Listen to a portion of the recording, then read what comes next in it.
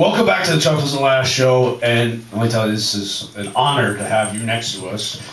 Feel like you're one of us, especially having your grandfather's blood. It's an honor to be here. We have some of your grandfather's blood in the back, too. Hey, no we don't.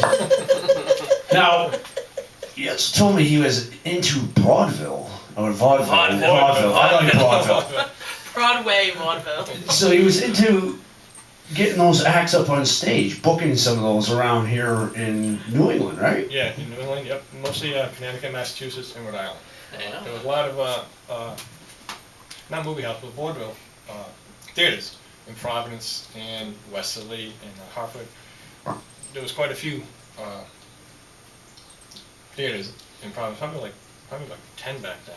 And he would bring the acts in. He would do like comedians, magicians. Evil clowns? No, they have. I don't remember having seen any pictures of evil clowns back when then. I was in vaudeville and I had to change my gimmick a lot just to keep going? Yeah, I do remember that. That was very disturbing. They don't do the evil clown thing back then. I did not want to see you do burlesque ever Hey, again. it worked! No, it definitely didn't. It scared everybody out of there, but it It was still scaring, I just did it with feathers. I was gonna say, never want to see that again. We will not go to a clip of that. We will not. For his sake. There's an old, like, Nickelodeon machine. If you put the nickel in, you can see me. Yeah.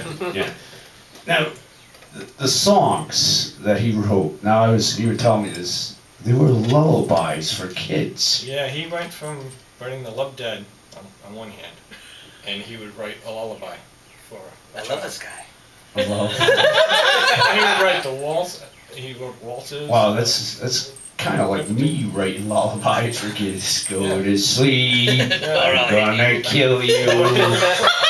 When you wake up, your family will be dead. Don't worry, I'm just a voice inside your head. His lyrics are a little bit different than that. Really? Just a little bit. Oh, so this one like tiptoe through the tulips. That one? No. No.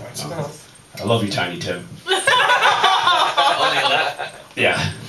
That is awkward, and I totally went off saying, and I gotta apologize. But now I got these lullabies. I'm gonna start a career, children's lullabies, sung by Chuckles the Clown. We'll have that CD for sale by the end of the year. Yes. And you will have you to thank for that.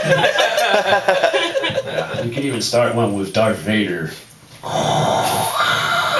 Just do that all throughout the song. That's all you hear. This is the whole song. This is that. Wow. Now, how about him? Let's Yes. talk about him. Yeah, so we'll do that. We will do that. Now you have, and I know you out here are going to be very shocked what these are. And I'm going to tell you they still exist, and they're not just on those window things or whatever. They're called books. Huh? I know you guys are scared. You might get a paper cut from it. For all the young viewers, imagine somebody printed the internet and put it between two thick sheets of paper that we call a cover. We're going to go back to the book things to this, and I know they're scary. And these are, by all definition, scary books. Yes, the stories, the short stories, the collection of short stories. Which ones did you bring for us? I brought three of them. Two of his short story collections. One is called The Love Dead and Other Tales. And then that's a collection of 13 short stories. I have read quite a few out of that. That is one of my favorites. And then I have That's Into Eternity, Tales of the Bizarre and Supernatural. Also, those are five very short stories too, and they range from the detective mystery to That's got his name on it too, right there. Now, here's something. That picture on the book you have that told me. That picture is me. That is a self-portrait of me. I took the picture and I superimposed it over a graveyard scene. How about that? So Now that graveyard was pretty close to where we're at, right? the graveyard is Swan Point Cemetery. Yep. Yes. Yes, it is. So, and that's where Really? my grandfather's buried there, and also H.P. Lovecraft is buried. Now, see, 'cause next time we go to visit H.P. Lovecraft, I definitely think we should make a stop by to your grandfather and pay respects to him since he's inside there too. I'm sure he would appreciate that. And where his gravesite is, in relation to H.P. Lovecraft's gravesite. When they knew each other, my grandfather lived in Fox Point, and Lovecraft lived on the east side. So it's kind of relatively close. So in death, they're basically the same space apart as they were in life. That's awesome. That's definitely awesome. You had told me about that. We're going to go to a commercial break very shortly, and then we'll come back and we'll ask you some more questions.